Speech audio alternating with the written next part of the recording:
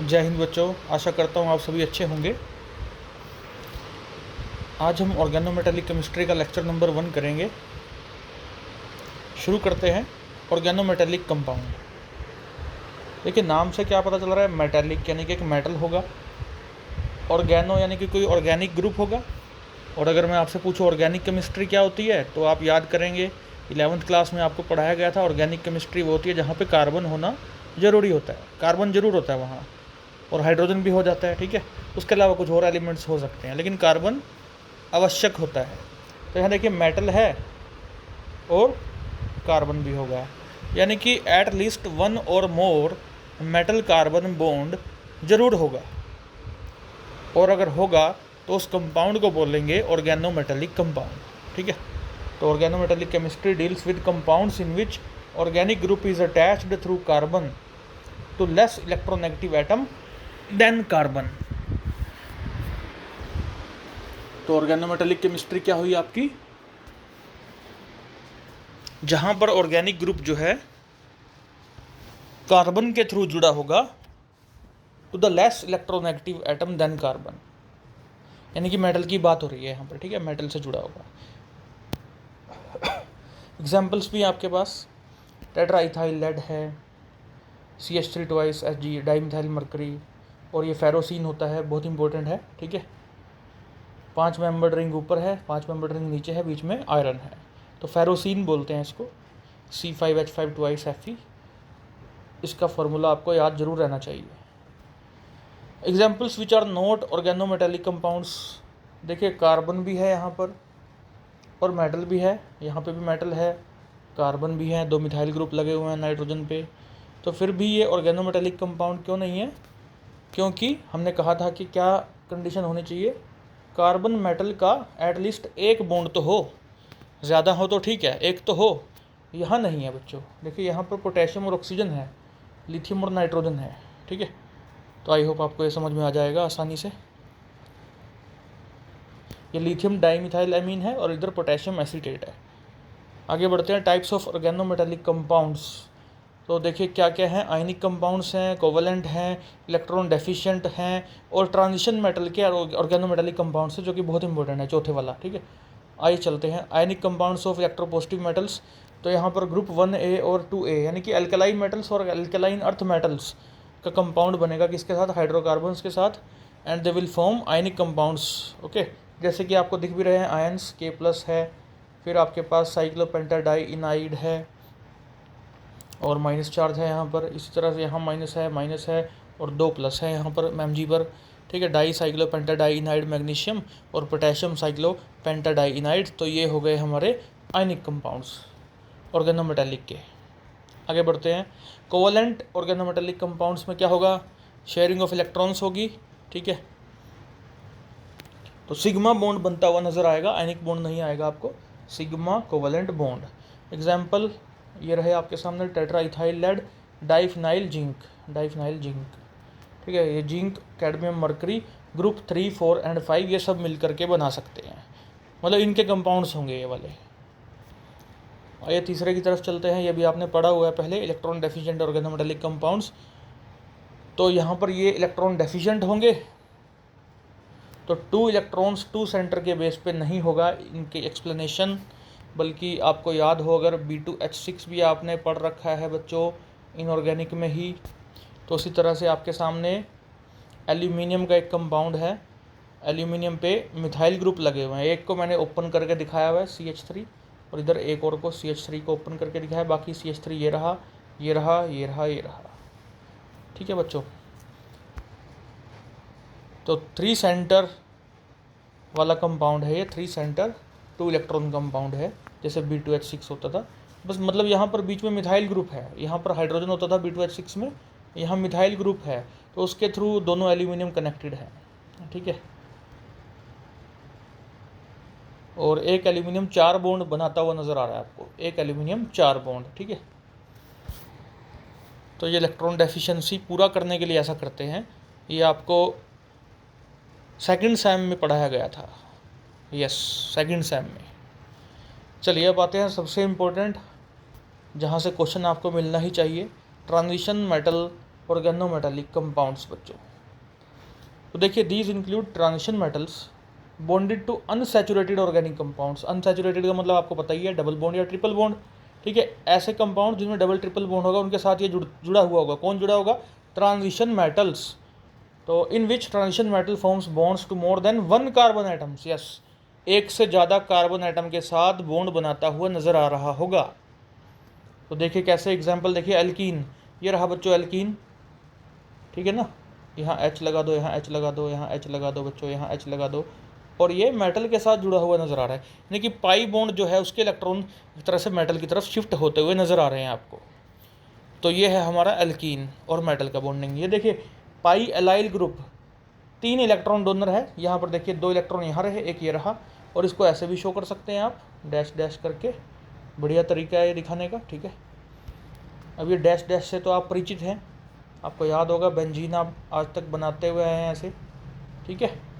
तो उसका मतलब भी आपको पता है कि रेजोनेंस होती है, ठीक है। तो ये तो हो गया 3 इलेक्ट्रॉन डोनर पाई एलाइल ग्रुप। आगे देखिए ब्यूटाडाइन, ब्यूटाडाइन सभी को पता होगा, ब्यूटा यानी कि 4 कार्बन, डाई यानी कि 2 डबल बॉन्ड, दिखाएंगे आप, दिखा रखे हैं हमने। तो इसके बीच से एरो चली गई, या फिर आप ये वाला तरीका इस्तेमाल कर सकते हैं। हम आगे बढ़ते हैं। साइक्लोपेंटाडाइन, तो यहाँ पर ये वाला तरीका इस्तेमाल कर लीजिए, या फिर आपको वो बनाना पड़ेगा ऐसे, ठीक है, इस तरह से माइनस चार्ज के साथ। तो ये भी दिखा सकते हैं आप, अदरवाइज़ ये बेटर है, ओके, बेहतर है और बेटर है। चलिए, बेंजीन रिंग 6 इलेक्ट्रॉन सभी को पता है। यहाँ पर ये मेटल है। अब ये मोबाइल व्यू में ना काफ़ी चीज़ें दिखाई नहीं दे रही, देखो M आधा रह गया, पता नहीं क्यों। खैर, एग्जाम्पल्स और भी हैं हमारे पास। देखिए बच्चों, यहाँ पर हम कर रहे थे 6 इलेक्ट्रॉन डोनर की बात। तो ये ऊपर एक 6 मेंबर रिंग है, नीचे 6 मेंबर रिंग है। GS साल्ट है यहाँ पर। ये तो अपने आप में एक बड़ी अनोखी चीज़ है, इम्पोर्टेंट चीज़ है, ठीक है। इसका स्ट्रक्चर आपको आना चाहिए। ये 1 या 2 मार्क्स में सीधा पूछा जा सकता है आपसे एग्जाम में, ठीक है बच्चों। तो K+ यहाँ लगा दीजिए, और आगे ब्रैकेट, ब्रैकेट के अंदर प्लेटिनम, 3 Cl है बच्चों, और एक एल्कीन अभी ऐसे बनाना है। अभी एल्कीन आपको दिखाया था ना ऐसे बना के M।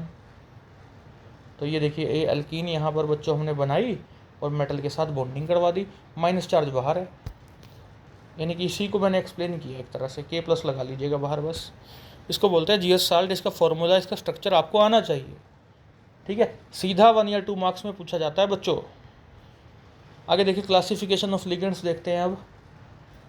लिगेंड सभी को पता है, जो कम से कम 2 इलेक्ट्रॉन यानी कि एक लोन पेयर दे सके। किसको दे सके? जिसको ज़रूरत हो, यानी कि मेटल को, ठीक है। तो एटलीस्ट 1 पेयर ऑफ इलेक्ट्रॉन उसके पास हो और वो डोनेट कर सके मेटल को, उसे बोलते हैं लिगेंड। अब देखिए अगली लाइन बड़ी इंपॉर्टेंट है 1 या 2 मार्क्स के लिए। The number of atoms of the ligand which are within the bonding distance of the metal atom is called is its hapticity. मतलब जो उसके लिगेंड के आसपास जितने भी एटम्स हैं,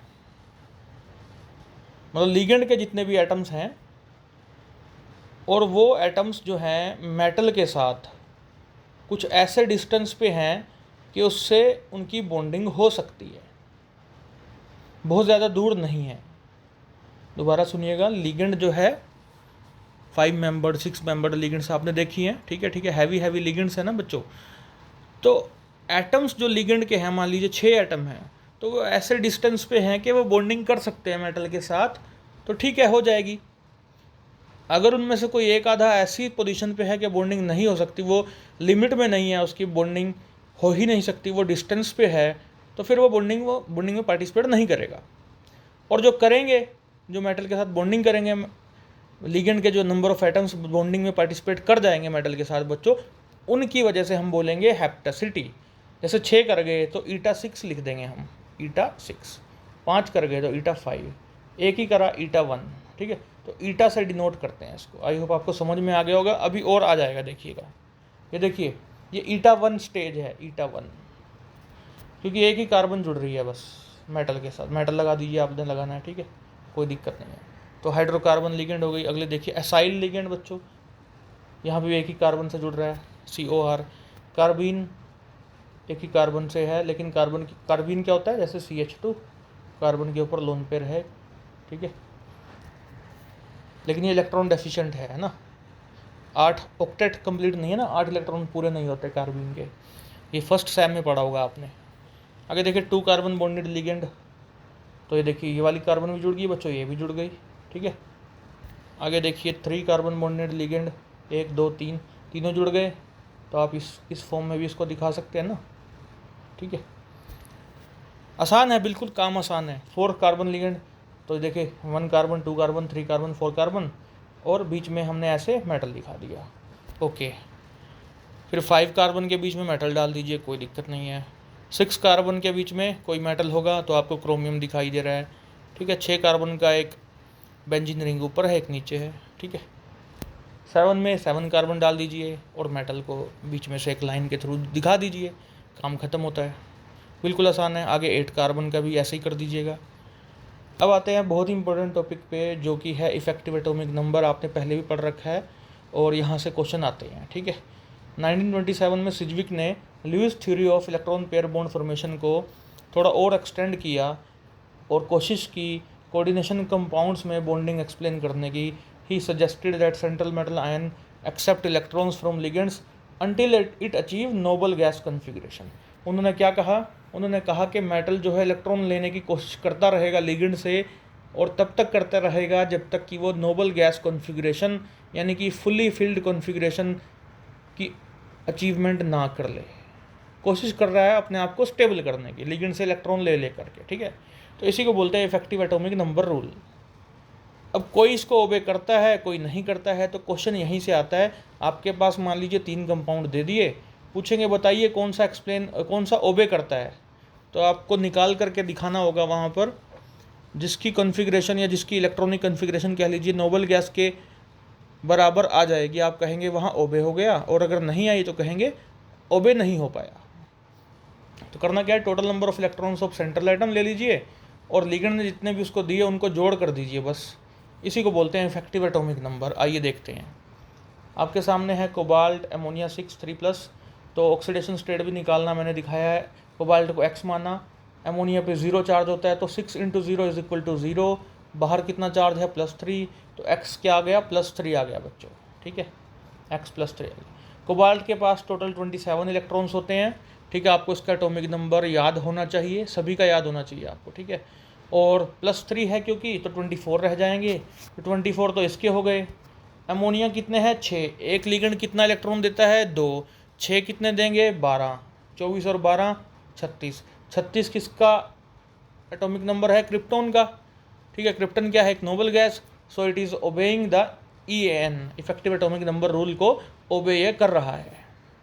आगे बढ़ते हैं, FeCN6 4-, तो यहाँ पर आप देखिए 26 होता है Fe क्या होता है यहाँ पर 26 होता है, और ऑक्सीडेशन स्टेट निकालेंगे 2+, 24, तो 24 और साइनाइड कितने हैं, 6 6 दूनी 12, 24 और 12 36 हो गया फॉलो, ठीक है। आगे चलते हैं, CuCN4 3- बच्चों, Cu+ पहुँच जाएगा 28 में 29 से, और 4 CN- देंगे 8, 28 और 8 36 हो गया ओबे। PT ammonia 5 Cl 3+, atomic number platinum का याद होना चाहिए 78 है, प्लेटिनम 4+, आप ऑक्सीडेशन स्टेट निकाल के देखिएगा बच्चों, +4 आएगा, तो +4 का मतलब 74 रह गए, 74 रह गए।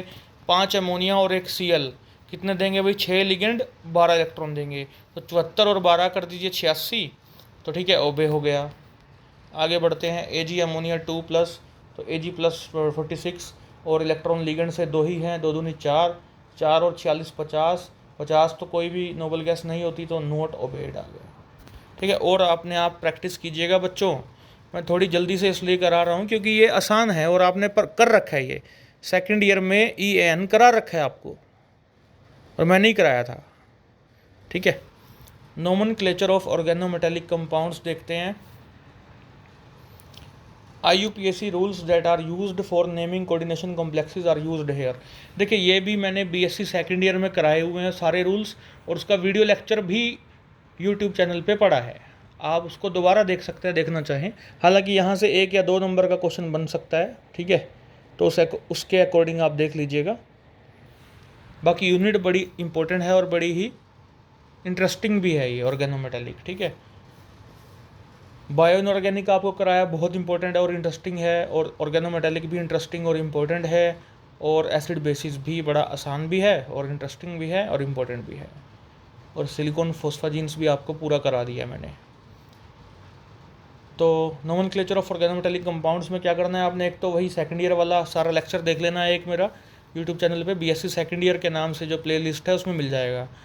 और फिर आगे देखिए कुछ नए चीज़ें हैं जो हमें देखनी है आज, जैसे द सिंपल एल्काइल और aryl organometallic compounds of metals are named by writing name of the metal after the name of organic group.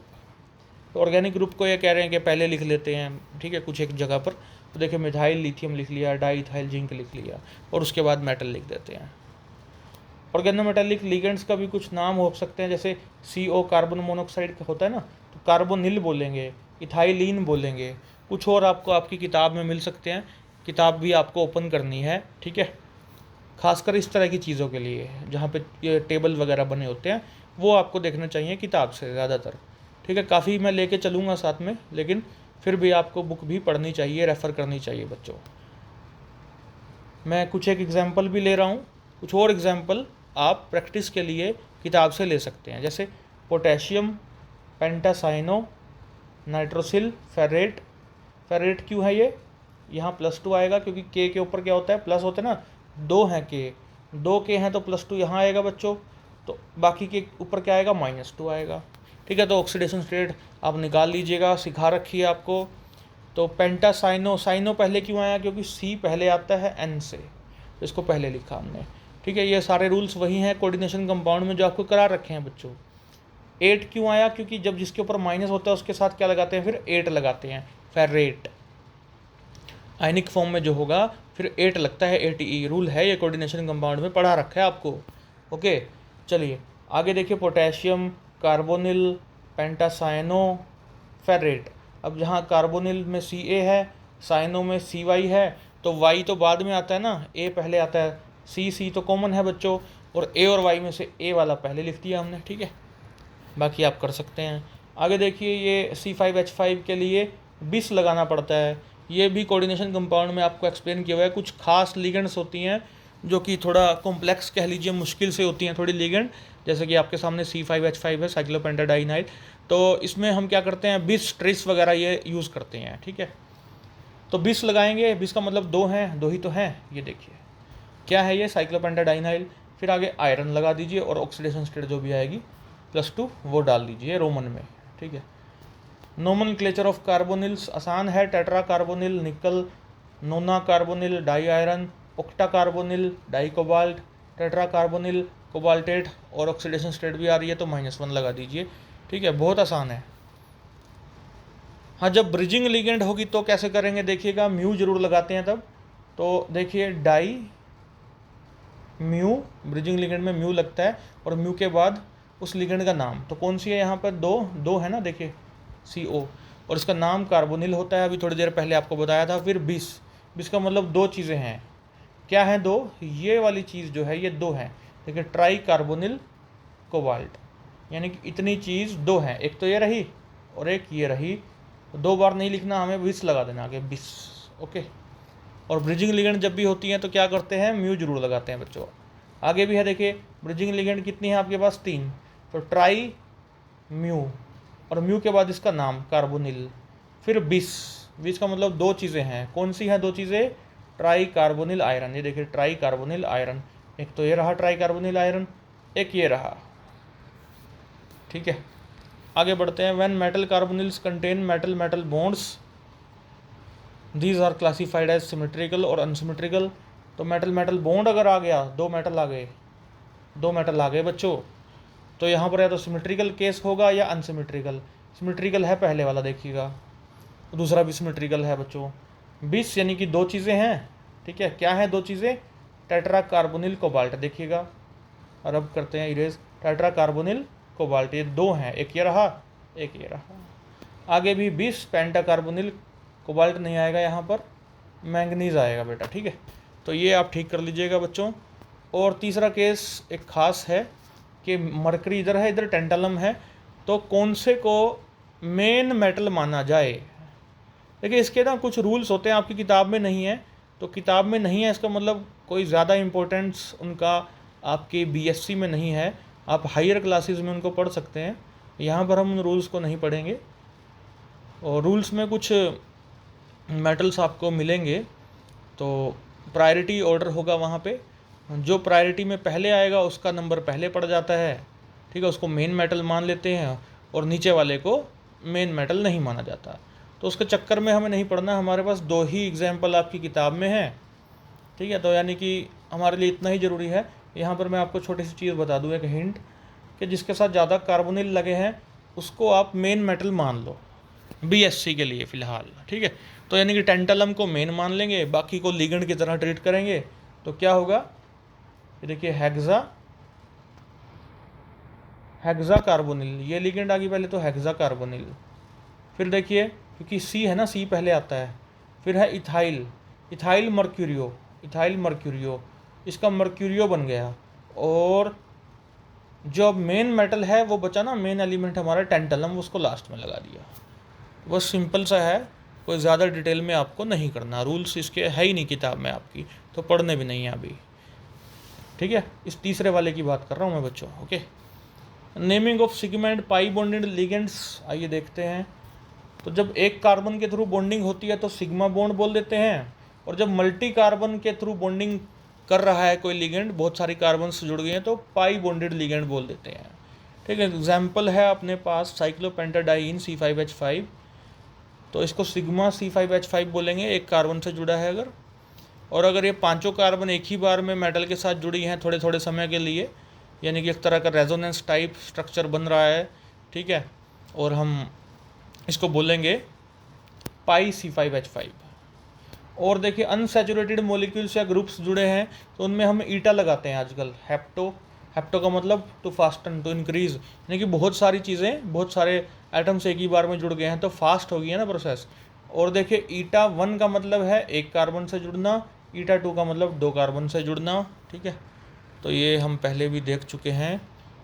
आगे कुछ एग्जाम्पल्स हैं आपके सामने। पहले पोटेशियम को लिखेंगे, कोऑर्डिनेशन कंपाउंड वाले रूल्स चल रहे हैं बच्चों। ट्राईक्लोरो, सी पहले आया, इथाइलिन का ई बाद में आता है, ABCDE में, ठीक है। तो ईटा 2 इथाइलिन क्योंकि दोनों कार्बन से जुड़ता है। प्लेटिनेट क्योंकि यहाँ माइनस आता है, यहाँ प्लस आता है। सारे वही रूल्स हैं जो आपको BSc सेकेंड ईयर में पढ़ाए गए थे, थोड़े बहुत चेंज हैं अगर, वो मैं आपको बता ही रहा हूँ साथ के साथ, ठीक है। आगे फिर से 20 लगाया कि ये 2 हैं, और इसकी हेप्टासिटी बतानी पड़ेगी ऐसी लिगेंड्स की, तो ईटा 5 साइक्लोपेंटाडाइइनाइल आयरन। आगे देखिए ईटा 3 अलाइल है, फिर ट्राई कार्बोनिल है, कोबाल्ट है। आगे देखिए ईटा 6 ये बेंजीन है, ईटा 6 बेंजीन, ट्राई कार्बोनिल क्रोमियम। आगे देखिए ट्राई कार्बोनिल ये रहा, फिर ईटा 5 साइक्लोपेंटाडाइइनाइल ये रहा, फिर ट्राई मिथाइल सिलाइल ये रहा, और फिर टंगस्टन। आगे चलते हैं बॉन्डिंग इन ऑर्गेनोमेटेलिक कंपाउंड्स।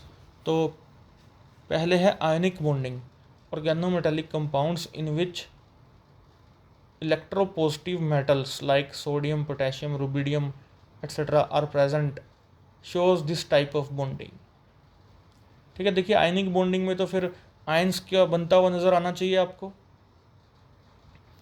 तो सोडियम, पोटेशियम, रुबिडियम वगैरह रहेंगे। और आयनिक कॉम्प्लेक्सेस भी हम पहले देख भी चुके हैं इनके, ठीक है। Hydrocarbon part is having negative charge यहाँ पर, ये देखिए, और ये डीलोकलाइज हो सकता है पांचों कार्बन पे, मतलब जितने भी कार्बन है यहाँ 5 हैं तो पांचों पे करेगा, ठीक है। And has strong attraction with positive charged metal, ये रहा। तो कोई खास बड़ी बात नहीं है इसमें। Sigma covalent bonding, it is observed in organometallic compounds of representative elements. Example आपके पास हैं टेट्रामिथाइल टिन है, ठीक है, और ये एल्यूमिनियम का कंपाउंड है जो पीछे भी हमने देखा था, इसमें इलेक्ट्रॉन की डेफिशिएंसी भी रहती है, ठीक है, लेकिन कोवलेंट बॉन्ड भी बन जाते हैं, ठीक है। और देखिए polarity of covalent bond depends upon difference between electronegativity of metal and carbon atom. Definitely carbon atom और मेटल के बीच में इलेक्ट्रोनेगेटिविटी डिफरेंस तो रहेगा, तो एक पोलैरिटी तो क्रिएट होगी, पॉजिटिव नेगेटिव चार्ज तो आएगा, मेटल पे पॉजिटिव आता है, कार्बन पे नेगेटिव आता है, ठीक है। लेकिन प्रॉपर अगर पॉजिटिव नेगेटिव आ गया बच्चों तो वो आयनिक वाला हो जाएगा, ठीक है। यहाँ पर हम हल्का फुल्का पॉजिटिव नेगेटिव चार्ज की बात कर रहे हैं, पोलैरिटी डिफरेंस की बात कर रहे हैं, कोवेलेंट बॉन्डिंग की बात कर रहे हैं। Transition metals can also form metal carbon sigma bonds but these are relatively unstable. देखिए ट्रांजिशन मेटल्स भी बना सकते हैं मेटल कार्बन सिग्मा बॉन्ड्स, पर ये अनस्टेबल है, डिकम्पोज कर जाएंगे रूम टेम्परेचर पे भी। एग्जाम्पल देखिए, ये टेट्रामिथाइल टाइटेनियम है, पेंटामिथाइल नोबियम है, नियोबियम, फिर डाई मिथाइल टंगस्टन है, ये वेल नोन है बट अनस्टेबल हैं, एक्सप्लोड कर जाते हैं, इवन बिलो रूम टेम्परेचर से नीचे भी एक्सप्लोड कर जाते हैं, फट जाते हैं। The stability of such compounds increase की जा सकती है, पाई बॉन्डिंग लिगेंड्स को डाल दीजिए उनमें, जैसे कि PR3 CO एमीन्स, इनमें से कोई लिगेंड डाल दीजिए, इनकॉर्पोरेट कर दीजिए वहाँ पर, उसके बाद इनकी जो स्टेबिलिटी है बच्चों वो बढ़ जाएगी, यानी कि फटेंगे नहीं, एक्सप्लोड नहीं करेंगे, स्टेबल हो जाएंगे। एग्जाम्पल देखिए, टेट्रामिथाइल टाइटेनियम जो हमने अभी देखा था पीछे, स्पॉन्टेनियस डिकम्पोजिशन करेगा, अपने आप ही डिकम्पोज हो जाएगा वायलेंटली, ठीक है। वायलेंटली का मतलब है कड़क भड़क के साथ, ठीक है, आवाज़ वगैरह करेगा जैसे बम फटता है, कुछ इस तरह से, और -23 डिग्री सेंटीग्रेड पे ही ये डिकम्पोज हो सकता है। बट एडिशन ऑफ डाईपीरिडीन या डाईएमीन ये लिगेंड डाल दीजिए, इससे स्टेबिलिटी इसकी बढ़ जाएगी और ये नहीं फटेगा, डिकम्पोज नहीं होगा रूम टेम्परेचर तक भी। चलिए आगे बढ़ते हैं। यहाँ से पिछली बार भी क्वेश्चन आया था बच्चों फैक्टर्स से। देखिए काफ़ी लंबा लेक्चर होने वाला है, इसलिए थोड़ा सा जल्दी जल्दी भी मैं कर रहा हूँ। Factors responsible for kinetic instability of transition metal sigma bonded organometallic compounds. तो सिग्मा बॉन्डेड ऑर्गेनोमेटेलिक कंपाउंड्स जो हैं, जहाँ पर सिग्मा बॉन्ड बन रहा है मेटल और कार्बन के बीच, उनकी काइनेटिक इनस्टेबिलिटी की बात करने जा रहे हैं कि कौन से फैक्टर्स रिस्पॉन्सिबल हैं कि वो स्टेबल नहीं हो पा रहा, ठीक है, और कैसे हो सकता है फिर वो भी देखेंगे, ठीक है। तो formation of reactive species due to cleavage.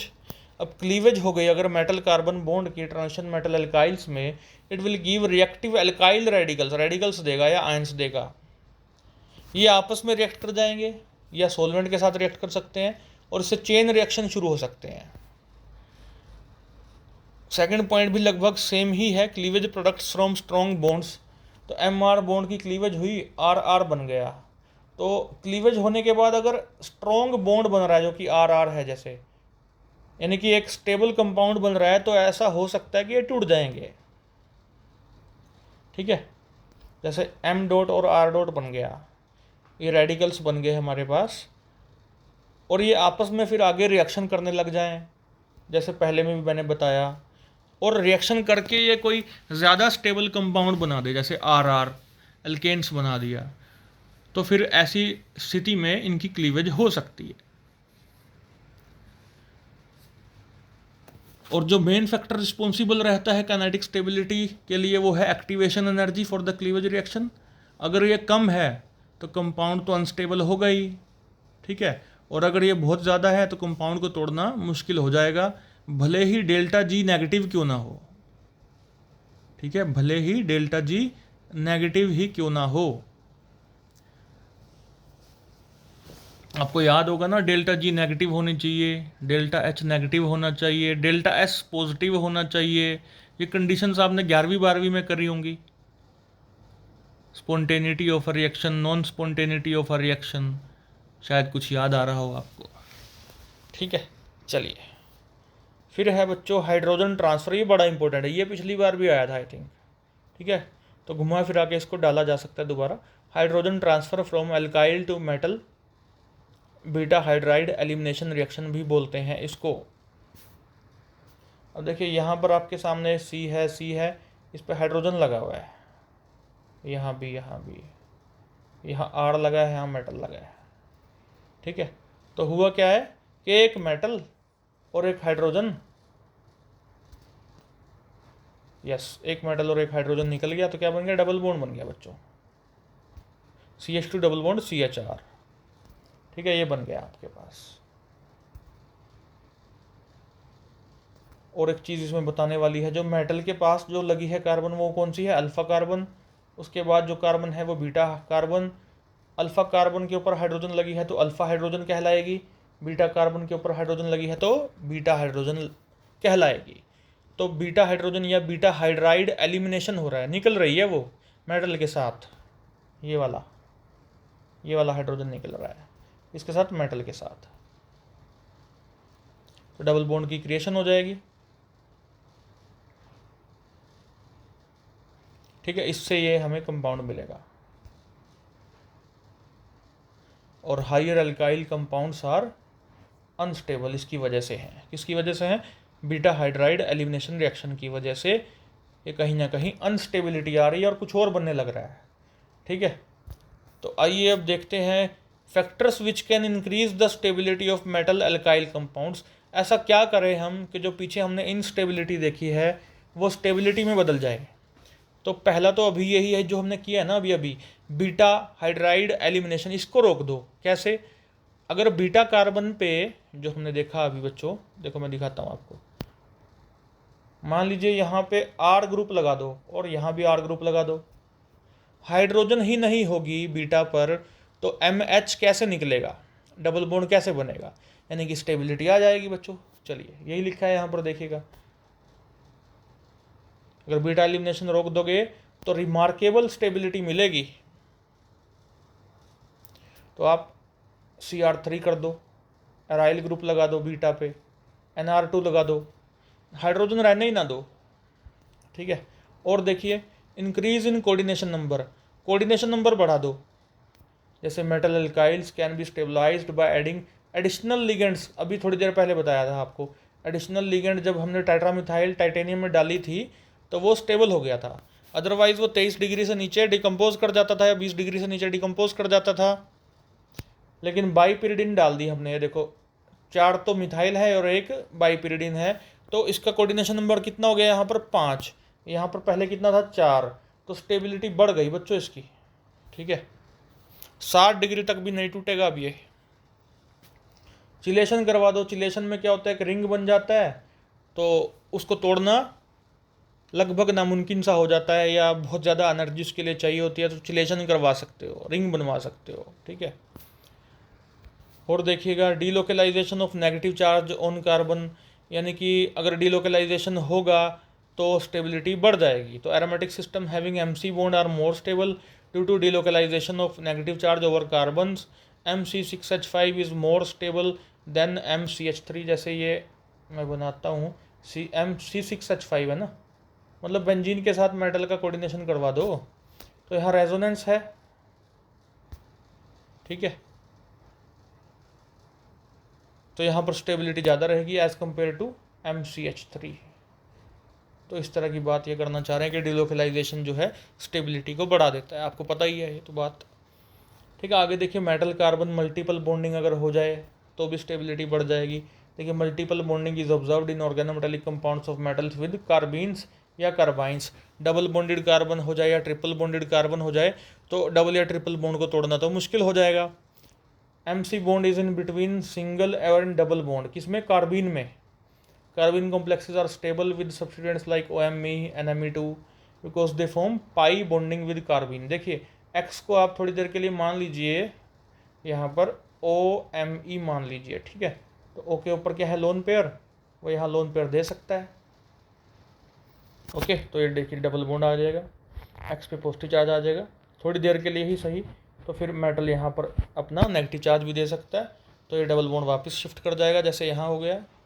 ठीक है, तो इस तरह की रेजोनेटिंग स्ट्रक्चर्स अगर बन रहे हैं तो स्टेबिलिटी बढ़ेगी। फर्स्ट सेम में पढ़ा था आपने, फर्स्ट कार्बीन कॉम्प्लेक्स ये है, 5 कार्बोनिल हैं, कार्बन मोनोऑक्साइड, टंगस्टन है और एक कार्बीन लगा हुआ है जिसके ऊपर एक R ग्रुप लगा है बच्चों, एक X लगा है। X क्या है यहाँ पर, OMe, X का मतलब है OMe। ठीक है, ये पहली बार सिंथेसाइज किया गया था carbene complex by E.O. Fischer, Nobel laureate हैं, 1964 में नोबेल प्राइज़ मिला था। ठीक है, चलिए आगे बढ़ते हैं। ऑर्गेनोलिथियम कंपाउंड्स, प्रिपरेशन करते हैं बच्चों। पहले डायरेक्ट सिंथेसिस है, लिथियम को एल्काइल हैलाइड के साथ ट्रीट कर दो। CH3Br ले लिया हमने, ether is the solvent, 20 degree centigrade temperature है, तो आपकी क्या मिलेगा, CH3Li और LiBr निकल जाएगा। फिर देखिए लिथियम और ऑर्गेनोमेटेलिक कंपाउंड का रिएक्शन करा दो, then even you will get, lithium और ऑर्गेनोमेटेलिक कंपाउंड का रिएक्शन कराएंगे तब भी आपको RLi मिल जाएगा। ठीक है,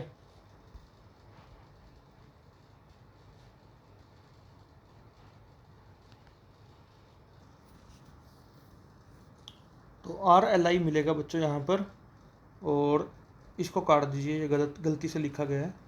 ठीक है, ये भी गलती से लिखा गया है।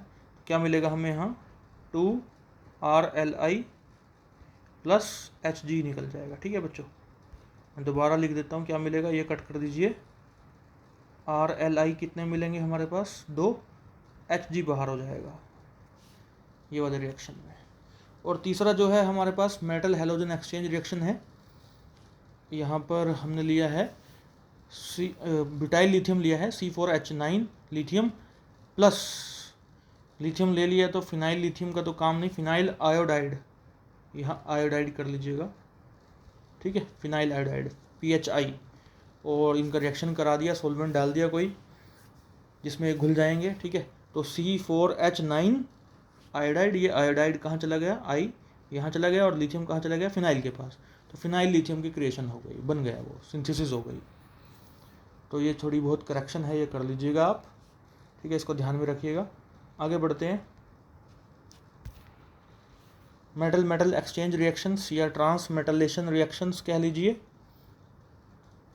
तो फिनाइल लिथियम लिया, और आगे CH2 double bond CH4 tin लिया, और ईथर लिया है हमने सोलवेंट, तो बस लिथियम की जगह टिन लगा दीजिए, टिन की जगह लिथियम लगा दीजिए। ठीक है, यानी कि एक तरह से चेंज हो गया मेटल मेटल आपस में।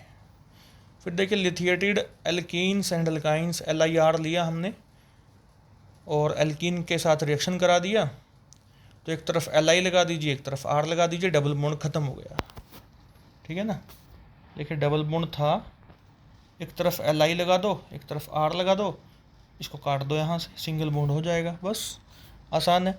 Reaction of organolithium with compounds of CH linkage of high acidity, तो ये जो ट्रिपल बॉन्ड होता है ना, C ट्रिपल बॉन्ड C, ये H लगा होता है, ये हाई एसिडिक होता है, एसिडिक इन नेचर, तो ये आसानी से H निकाल सकता है, तो यहाँ कौन लग जाएगा, आके लिथियम लग जाएगा। ठीक है, तो यही लगा हुआ है यहाँ पर लिथियम, इधर भी इधर भी।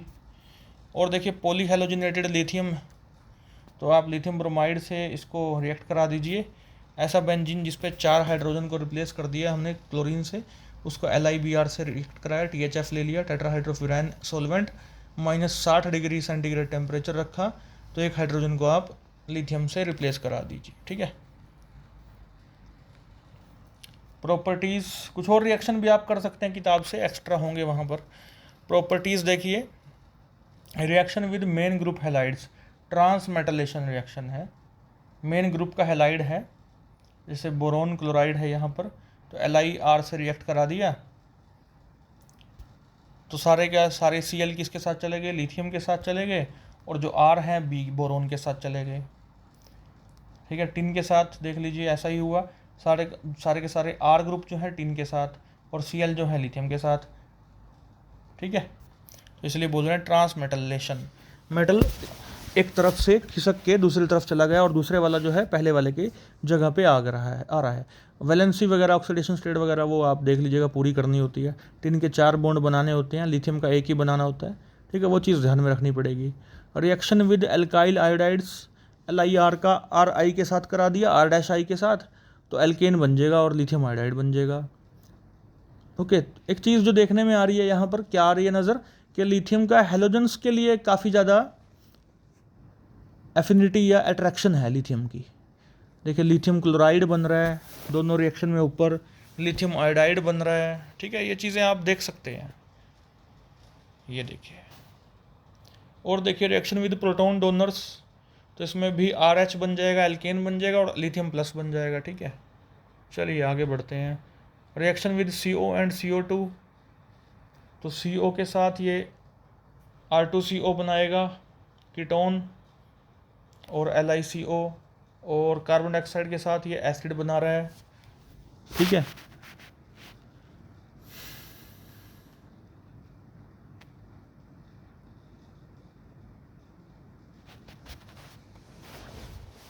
आगे देखते हैं, चलो। रिएक्शन विद अल्काइल हैलाइड, तो इसमें भी आर आर डैश यानी एल्केन बन जाएगा, स्टेबिलिटी आएगी, एल आई आई बन रहा है, देखो। एडिशन अक्रॉस मल्टीपल बॉन्ड्स भी हो सकती है, आर एल आई के साथ ट्रीटमेंट किया हमने, HCON मिथाइल ट्वाइस, तो आर माइनस और लिथियम प्लस है यानी कि यहाँ पर, ठीक है। तो आर माइनस अटैक कहाँ करेगा, ऑर्गेनिक में आपको अटैक करना सिखाया होगा, ठीक है, कार्बोनिल के कार्बन पे, क्योंकि वहाँ पॉजिटिव चार्ज रहता है। पॉजिटिव चार्ज क्यों रहता है, क्योंकि वो इलेक्ट्रोनेगेटिव ऑक्सीजन के साथ अटैच्ड होता है। तो आर माइनस को पॉजिटिव चार्ज दिखाई दे रहा है किसका, कार्बन का, तो अटैक करेगा, तो यहाँ से डबल बॉन्ड ऊपर खिसकेगा, आई ओ के ऊपर माइनस आएगा, तो माइनस के पास आके कौन खड़ा हो जाएगा, एल आई प्लस, ये देखिए यहाँ। फिर हाइड्रोलिसिस कर देंगे तो यहाँ OH हो जाएगा, और फिर यहाँ से ये बॉन्ड यहाँ जाएगा, डाई मिथाइल अमीन ये बाहर हो जाएगा, CH3CH3N, ठीक है, माइनस चार्ज के साथ। तो ये बन जाएगा हमारे पास अल्टीमेटली लास्ट में एल्डिहाइड, ठीक है। थोड़ा सा मैकेनिज्म हमने डील कर लिया, otherwise you can remember at this time, but MSc में आपको बहुत सारे मैकेनिज्म करने होंगे, ठीक है, तो थोड़ा थोड़ा करके देखने चाहिए आपको। आगे बढ़ते हैं। मेटलेशन रिएक्शन है बच्चों, C6H6 C4H9 लिथियम टर्शियम ब्यूटॉक्साइड, तो ब्यूटाइल लिथियम डाला है हमने, तो क्या होगा, ये C4H9 है ना, ब्यूटाइल लिथियम,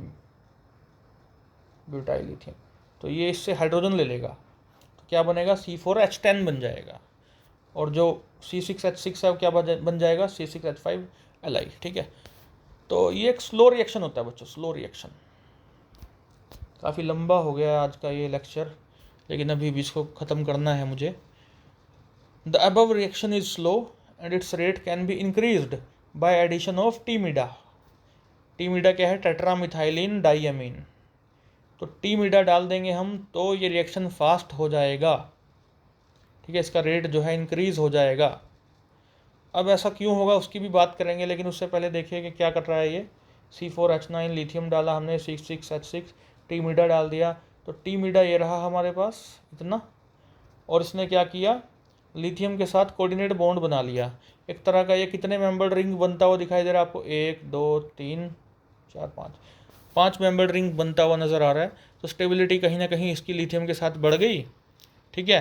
तो C4H9 एक तरह से फ्री सा महसूस करेगा, ठीक है। यहाँ पर क्या था, ये लिथियम और ये दोनों आपस में जुड़े हुए थे, पॉजिटिव नेगेटिव चार्ज। अभी क्या है कि लिथियम का पॉजिटिव चार्ज 2 नाइट्रोजन ने ख़त्म करने की कोशिश की है, तो C4H9 माइनस को उससे दूर जाने में कोई आपत्ति नहीं होगी, ठीक है, तो वो उसको छोड़ के जा सकता है। उसके जो इलेक्ट्रॉन डेफिशिएंसी थी लिथियम की एक तरह से, वो आप कह सकते हैं कि नाइट्रोजन के साथ उसका कॉम्प्लेक्स बन गया, तो C4H9 को उसकी ज़रूरत नहीं, या लिथियम को उसकी ज़रूरत नहीं कह लीजिए। तो C4H9 अब कहाँ जाएगा, वो क्या करेगा, इससे हाइड्रोजन को बटोर लेगा, ठीक है, C6H6 से हाइड्रोजन को छीन लेगा, तो ये बन जाएगा C4H10 बच्चों, और C6H5 माइनस यहाँ से बनेगा। अब माइनस चार्ज है तो ये लिथियम के आसपास जाके खड़ा हो जाएगा, कोई दिक्कत नहीं है, तो रिएक्शन हो जाएगा फास्ट टीमिडा की वजह से।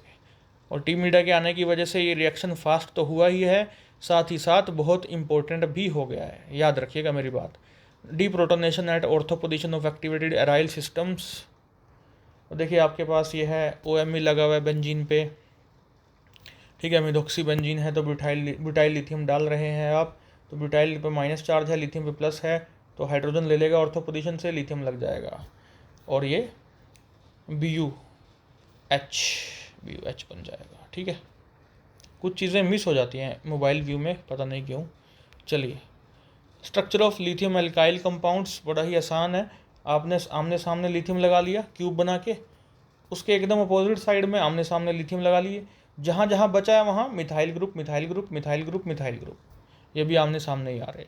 तो ये हमारा बन गया इसका स्ट्रक्चर। ये कोवलेंट कंपाउंड्स हैं, जनरली हैव टेट्रामेरिक और hexameric structures in the solid liquid and vapour phase.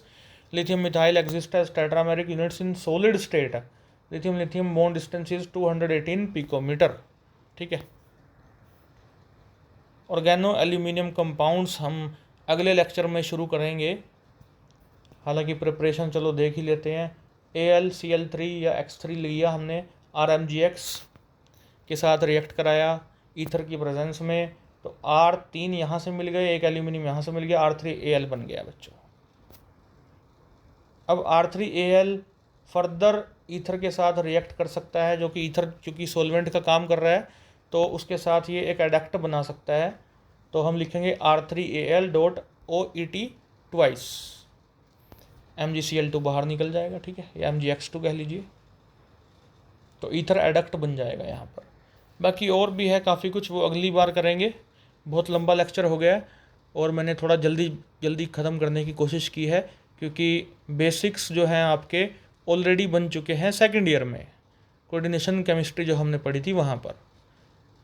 तो इतना मुश्किल चैप्टर नहीं है और इंटरेस्टिंग है, इसको ध्यान देने की आपको ज़रूरत है। आपके बहुत काम आएगा आगे भी, अगर आप केमिस्ट्री से जुड़े रहते हैं तो। ठीक है। So thank you very very much, have a nice day, all the best for your preparation for your exams. जय हिंद बच्चों।